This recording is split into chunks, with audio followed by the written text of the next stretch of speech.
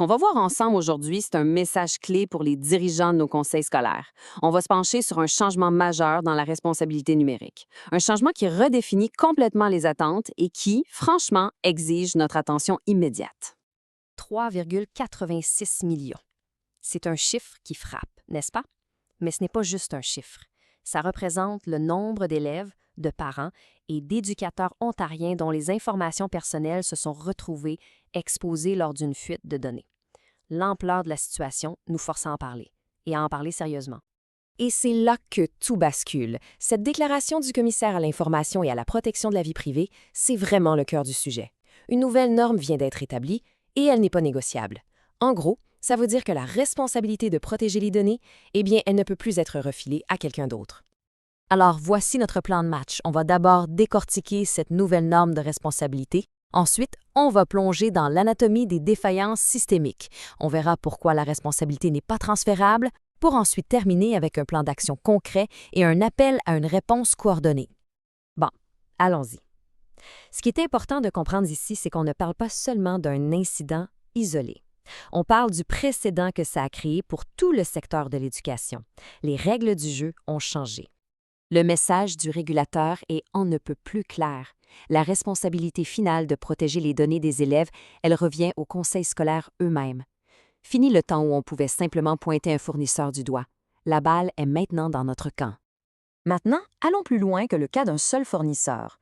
Regardons ensemble les fissures dans le système, ces failles qui mettent en danger de nombreux conseils scolaires. Et vous allez voir, ces problèmes sont beaucoup plus répandus qu'on pourrait le croire. Ce qui est vraiment frappant, c'est l'effet domino. Tout commence avec des contrôles d'accès qui sont faibles. Ça mène à des contrats qui sont vagues, donc impossibles à faire respecter. Puis, on tombe dans une surveillance passive où les risques passent sous le radar. Et le résultat de tout ça? L'impact de la fuite est décuplé. Chaque maillon faible de la chaîne rend le suivant presque inévitable. Et quand on regarde les détails, on voit que ce ne sont pas des pépins techniques isolés. Ce sont des schémas de risque qui se répètent, des mots de passe avec trop de privilèges qui sont compromis, l'absence d'authentification multifacteur sur des portails critiques, des contrats qui manquent de mordant et une conservation des données qui s'étire parfois sur des décennies, jusqu'à 60 ans. Ce qui nous amène à la conclusion la plus importante de ce rapport, un point qui devrait interpeller chaque membre d'un conseil scolaire. Ici, on voit vraiment le avant et le après. On passe d'une culture où on se fiait passivement aux belles paroles des fournisseurs à une culture de diligence active. En d'autres mots, on ne présume plus que tout est correct, on le vérifie. L'époque où on pouvait signer un contrat et l'oublier est bel et bien terminée. D'accord, c'est bien beau tout ça, mais concrètement, on fait quoi? Heureusement, le rapport du CIE-PVP nous donne un plan d'action qui est très clair en 3 temps. Premier chantier, l'aide technique. L'idée, c'est de fermer les portes d'entrée les plus évidentes. Par exemple, un accès de maintenance à distance qui est toujours actif, c'est une invitation pour les pirates. Cette pratique, elle doit cesser. On parle de limiter l'accès, d'exiger l'authentification multifacteur et de demander des preuves. Deuxième point, les contrats. Ils doivent devenir de vrais outils de contrôle.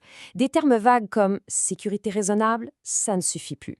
Les exigences doivent être précises, spécifiques et surtout exécutoires.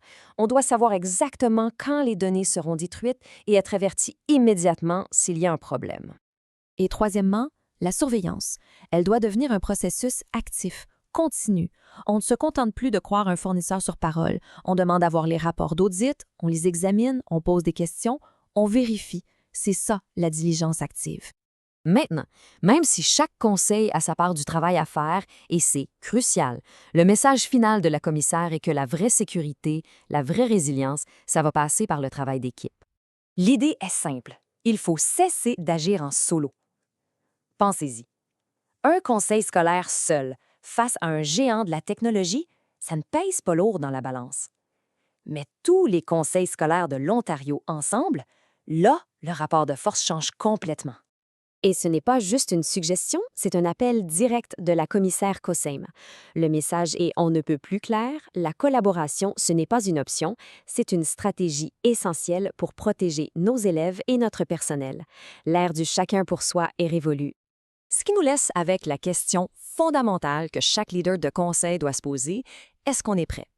Parce que face à cette nouvelle norme qui n'est pas négociable, la complaisance n'est tout simplement plus une option. Parce qu'au bout du compte, Ce n'est pas juste une question de se conformer à des règles, c'est une question de confiance. C'est notre devoir fondamental de bâtir et de maintenir un système d'éducation digne de la confiance des élèves, des parents et du personnel.